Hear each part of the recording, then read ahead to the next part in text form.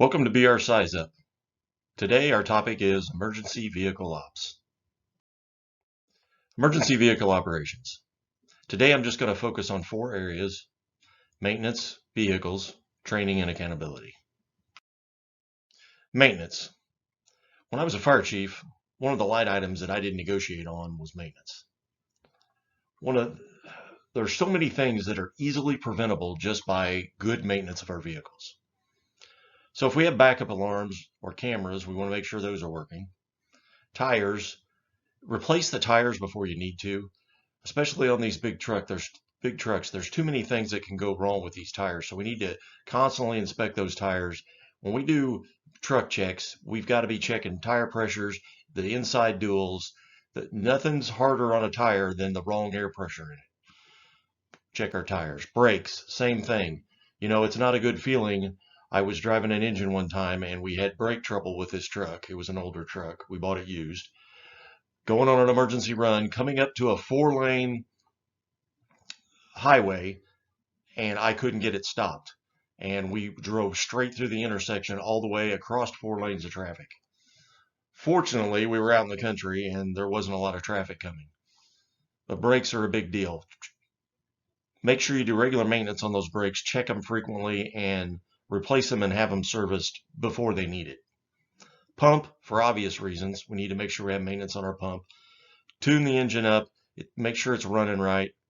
The air conditioning, we actually need the air conditioning. There was a time I remember buying in my early days when we were trying to buy a fire truck, and the old guys said that we didn't need air conditioning. They didn't have air conditioning. We didn't need it. Well, I'm sorry, but on a fire scene after a hot day like today, you might need that for rehab. So make sure the AC is working. And then lights. Make sure all your lights are working. Again, when we're doing the truck check, make sure that we take care of that. So when we choose a vehicle, make sure we're choosing the right vehicle for the job. One of the things that I'm most concerned about, and that happens more often than it should, is we've got, especially rural departments, low budget.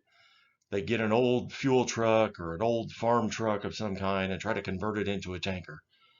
This is a recipe for disaster. If you stick one of those vehicles with a inexperienced, poorly trained driver, disasters are going to happen, and they do more often than they should. So my recommendation is, when we're looking at fire trucks, look at a custom vehicle, something that's been designed to be working in the fire service.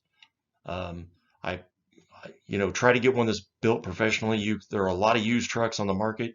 You can get out there, and if you just do a little search on the web, you can find a lot of good used fire trucks out there that were built by professionals. The days of the homemade fire truck, I think, are gone. Don't overload them. Whatever truck it is you get, don't overload it. I've been a part of overloading trucks, and it makes for an unsafe condition. Not only tankers, we had a rescue that we overloaded, and that truck was as unstable as it could be at highway speed.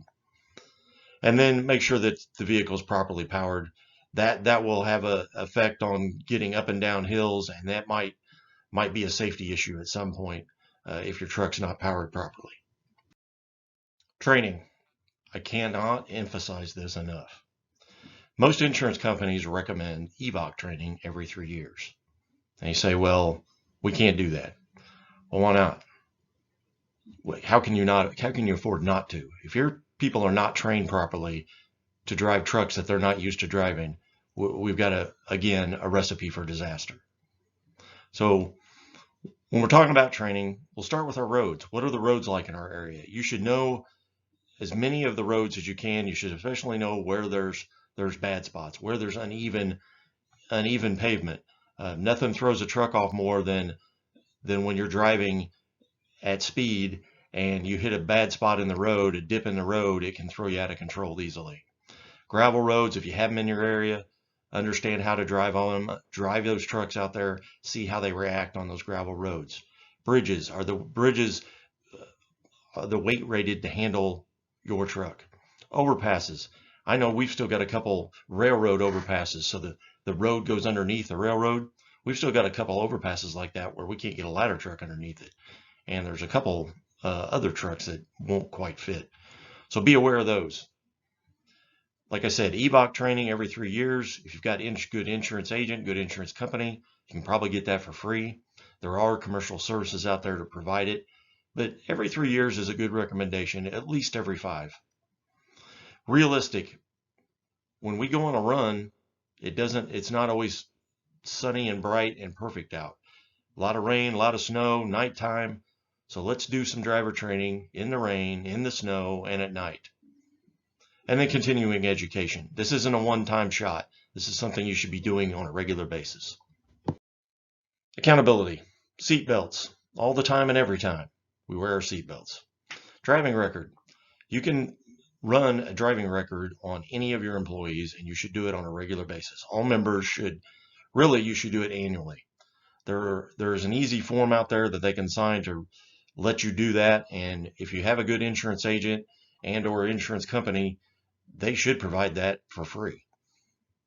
Cameras. I was against cameras at first, and I've changed my mind. I think they're a necessity. If you can afford them, you should have as many cameras as possible on your vehicles. Dash cams, cams in the cab, cams 360 around if you can help it.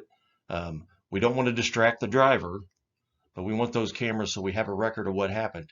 It's not always about pinning blame on somebody. That's not what it's about. It's about figuring out what went wrong and fixing the problem. So cameras are a good thing. And then an accident review. Every time you have an accident, have a review process. Again, it's not about assigning blame. It's about figuring out what went wrong and fixing the problem so it doesn't happen again. That's good for everybody. If we don't get our equipment and people to the scene safely, what can we really accomplish?